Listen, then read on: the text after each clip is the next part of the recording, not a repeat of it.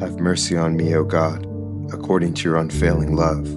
According to your great compassion, blot out my transgressions. Wash away all my iniquity and cleanse me from sin. For I know my transgressions, and my sin is always before me. Against you, you only have I sinned and done what is evil in your sight.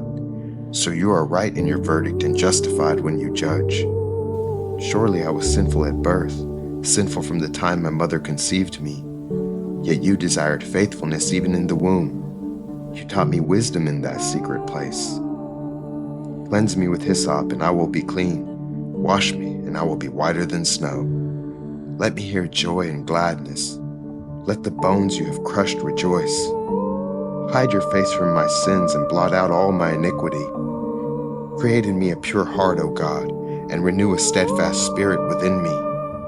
Do not cast me from your presence or take your Holy Spirit from me. Restore to me the joy of your salvation and grant me a willing spirit to sustain me. Then I will teach transgressors your ways so that sinners will turn back to you. Deliver me from the guilt of bloodshed, O God, you who are God, my Savior, and my tongue will sing of your righteousness. Open my lips, Lord, and my mouth will declare your praise. You do not delight in a sacrifice, or I would bring it. You do not take pleasure in burnt offerings. My sacrifice, O God, is a broken spirit, a broken and contrite heart.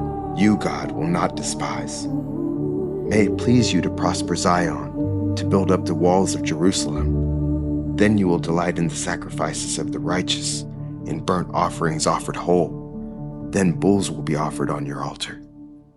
Amen.